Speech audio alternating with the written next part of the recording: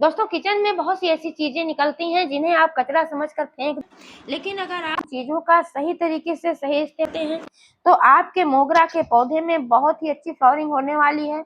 जिस पौधे पर आज तक कलियां नहीं बनी उस पर भी कलियां बनना स्टार्ट हो जाएंगी, क्योंकि किचन में बहुत सारी ऐसी चीजें होती हैं, कुछ ऐसे छिलके होते हैं जिनमें बहुत सारे पोषक तत्व होते हैं, nitrogen, potassium, phosphorus, calcium, magnesium, zinc, sulphur वगैरह वगैरह, जो कि हमारे पेड़ पौधों के लिए बहुत ही आवश्यक होते हैं। तो दोस्तों आज मैं एक ऐसे ही छिलके का इस्तेमाल करने वाली हूँ अपने मोगरा के पौधे पर, और बताऊंगी कि किस तरीके से इसका इस्तेमाल करना है, कितनी मात्रा में करना है।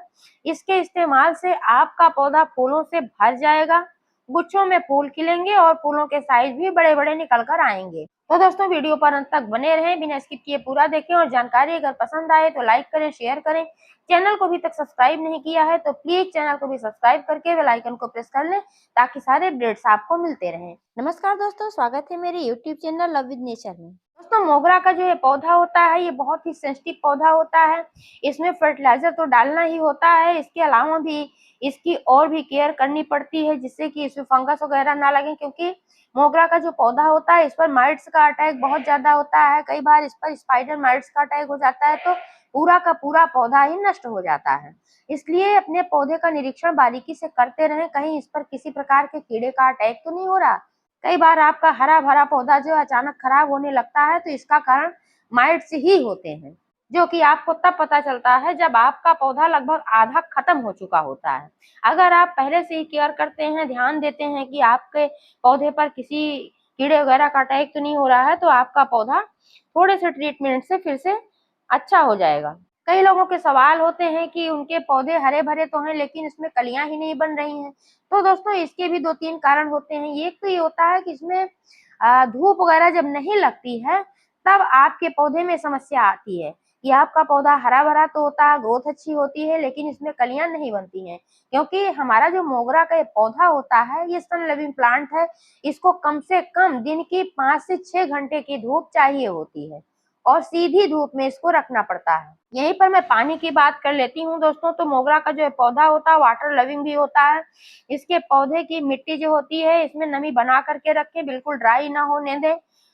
गर्मियों में पूरे दिन की धूप में रहने से पौधे की मिट्टी जल्दी जल्दी ड्राई होती है, तो आप इसमें दोनों टाइम वाटरिंग कर सकते हैं, लेकिन पानी इतना ही दें कि मिट्टी में नमी बनी रहे। बस 1 इंच पानी दें, इससे ज्यादा पानी न दें। बहुत ज्यादा पानी देने से क्या होता है कि मिट्टी तो आप भुरभुरी जल निकासी वाली यूज करते हैं, इसलिए पानी तो जमा नहीं होता। अगर आप चाहे जितना भी पानी ज्यादा डाल देते हो और वाटरिंग हो जाती है तो इसमें पानी जमा तो नहीं होता है, लेकिन ड्रेनेज होल से जब आपका एक्स्ट्रा पानी निकलता है तो उसके साथ जो मिट्टी के पोषक तत्व होते हैं वो भी बह जाते हैं।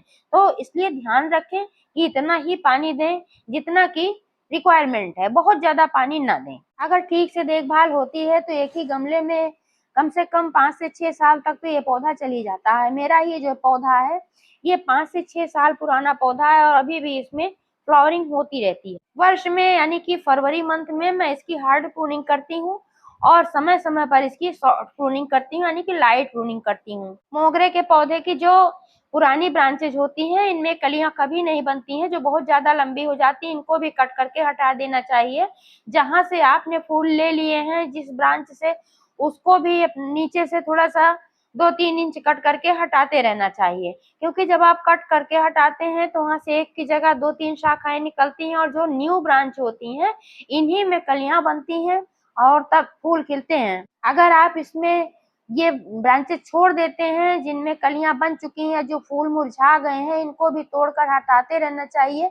अगर ये फूल इसी में पड़े रहते हैं, जिनसे फूल जिन ब्रांच से आपने ले लिया है वो ब्रांच भी इसी में पड़ी रहती है, तो फिर जो ये पौधा होता है इसकी एनर्जी नई ग्रोथ में नहीं लगा पाता है। इसी में सारी एनर्जी जाती रहती है, जो मिट्टी के पोषक तत्व होते हैं इसमें जाते रहते हैं। इसलिए जब आप ये सब कट करके हटाते रहते हो, निकालते रहते हो, तो ये पौधा जो होता है नई ग्रोथ और नई कलियों को बनाने में अपनी सारी एनर्जी लगाता है। इससे अच्छी फ्लावरिंग होती है। कीटों से बचाने के लिए आप नीम ऑयल का इस्तेमाल कर सकते हैं और नीम की पत्तियों से बना हुआ कीटनाशक भी यूज कर सकते हैं, जो कि बिल्कुल फ्री का होता है। नीम की पत्तियों से कीटनाशक कैसे बनाना है इसका भी वीडियो आपको मेरे चैनल पर मिल जाएगा। डिस्क्रिप्शन में इसकी लिंक भी मैं दे दूंगी। 10 से 15 दिनों में मिट्टी की गुड़ाई अवश्य करते रहें। इससे क्या होता है कि जड़ों तक ऑक्सीजन अच्छी मात्रा में पहुंच पाती है और धूप जो होती है वो भी जड़ों तक पहुंच पाती है। इससे मिट्टी में फंगस वगैरह नहीं लगता है और जड़ें स्वस्थ होती हैं। जब जड़ें स्वस्थ होंगी तो हमारा पौधा भी स्वस्थ होगा और अच्छी फ्लावरिंग देगा। लगभग 15 दिन पहले मैंने एक वीडियो अपलोड किया था, तो उसमें मैंने एक फर्टिलाइजर बताया था कि इसके इस्तेमाल से कैसा भी मोगरा का पौधा हो, इसमें कलियां बनना स्टार्ट हो जाती हैं। आप चाहें तो वो वीडियो आप देख सकते हैं मेरे चैनल पर कि कौन सा फर्टिलाइजर मैंने दिया था और कितनी मात्रा में कैसे दिया था, क्योंकि उस समय इसमें कलियां नहीं बन रही थी। उसके इस्तेमाल से ही इसमें कलियां बनना स्टार्ट हुई हैं। आज मैं जिस चीज का इस्तेमाल करने वाली हूँ दोस्तों, ये है लहसुन के छिलके। लहसुन के जो छिलके होते हैं कैल्शियम, फास्फोरस, पोटेशियम के बहुत ही अच्छे स्रोत होते हैं। सल्फर, मैग्नीशियम जैसे पोषक तत्व भी पाए जाते हैं। इसके अलावा कई सूक्ष्म पोषक तत्व पाए जाते हैं और सबसे अच्छी बात तो यह है कि इसमें जीवाणु रोधी गुण भी पाए जाते हैं। जब हम इसका इस्तेमाल इसकी मिट्टी में करते हैं तो जड़ों में फंगस वगैरह नहीं लगते हैं, मिट्टी भी स्वस्थ रहती है, फंगस और कीड़े मकोड़ों से बची रहती है। इसका दोस्तों मोगरा का जो पौधा होता है सफेद फूलों वाला पौधा होता है, इसलिए इस पौधे को कैल्शियम की विशेष आवश्यकता होती है जो कि लहसुन की छिलकों में अच्छी मात्रा में पाया जाता है। और साथ ही साथ फास्फोरस और पोटेशियम की भी रिक्वायरमेंट होती है मोगरा के पौधे को, और ये भी पोषक तत्व लहसुन के छिलकों में बहुत ही अच्छी मात्रा में पाए जाते हैं। इसलिए अगर आप लहसुन के छिलकों का इस्तेमाल मोगरा के पौधे में करते हैं तो इसमें पत्तियां मुड़ने की भी समस्या खत्म हो जाएंगी और अच्छी मात्रा में फ्लावरिंग होगी। लहसुन के छिलकों का इस्तेमाल करना बहुत ही आसान होता है।